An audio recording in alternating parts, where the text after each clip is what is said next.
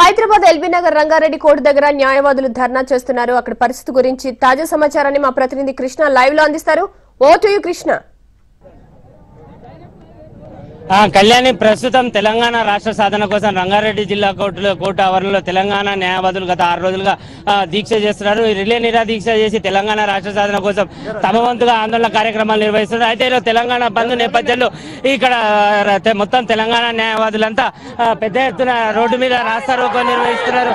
అయితే మొత్తం ఇక్కడంతా కూడా ఉద్రిక్తత వాతావరణం నెలకొన్నది.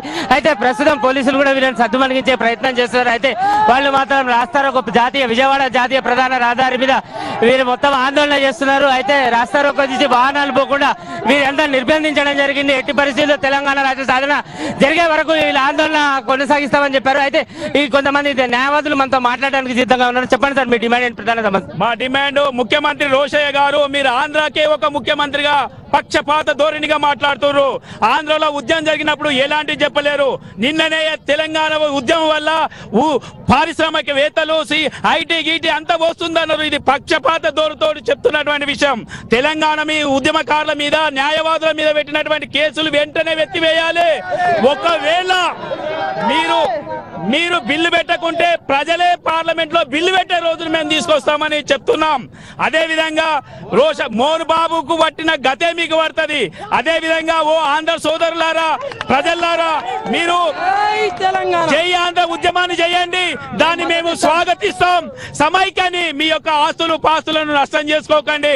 మేము కోరేది ఒకటే, తెలంగాణలో ఉన్న ముస్లింలు అందరూ వర్గాలకు, కుల మత వర్గాలకు అన్నిటికీ అతీతంగా ఉద్యమం చేస్తున్నాం.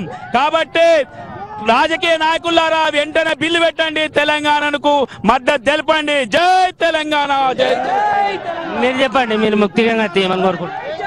ఫిల్మ్ ఇండస్ట్రీని చెన్నైకి తరలిస్తామని చెప్పి సినిమా ఇండస్ట్రీ ప్రకటించింది. ఇప్పుడు నిజంగా చెప్తున్నాము, తెలంగాణ ప్రజలకు, హైదరాబాద్ ప్రజలకు నిజంగా స్వతంత్రం వచ్చింది. ఈ సినిమా ఇండస్ట్రీ పోవడంతో తెలంగాణ ప్రాంతానికి పట్టిన దరిద్రం శని వదిలిందని మేము భావిస్తున్నాం. వీళ్ళు ఇంకో ప్రమాదం ఉంది. చెన్నైని కూడా మాకు కావాలంటారు కాబట్టి చెన్నై ప్రజలు వాళ్ళు అంతా చూస్తారు. జై తెలంగాణ. ఇది ప్రస్తుతం ఒక నిమిషం మాట్లాడండి. ఈ ప్రభుత్వం న్యాయవాదులపై, విద్యార్థులపై, సాధారణ ప్రజలపై అక్రమంగా ఎన్నో కేసులను బనాయించింది.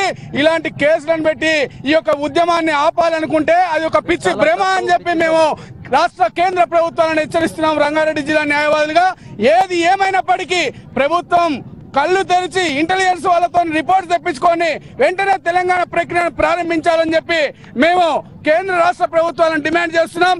ఆర్టికల్ 3 ఏదైతుందో కాన్స్టిట్యూషన్ ప్రకారం వెంటనే పార్లమెంట్ లో ఆర్టికల్ 3 ప్రకారం తెలంగాణను ప్రకటించి ఇంకెలాంటి జాప్యం చేయకుండా ఈ యొక్క విద్యార్థులపై, న్యాయవాదులపై అక్రమంగా పెట్టిన కేసులను వెంటనే ఎత్తివేయాలని చెప్పి కూడా ఇది కళ్యాణి. ప్రస్తుతం ఇక్కడ న్యాయవాదుల మీద పెట్టిన కేసులను వెంటనే ఎత్తివేయాలి. అలాగే తెలంగాణ రాష్ట్రంపై కేంద్ర రాష్ట్ర ప్రభుత్వాలు స్పష్టమైన వైఖరి అందించాలని న్యాయవాదులు పోరాటం సాగిస్తున్నారు. ఇది ఓటు స్టూడియో.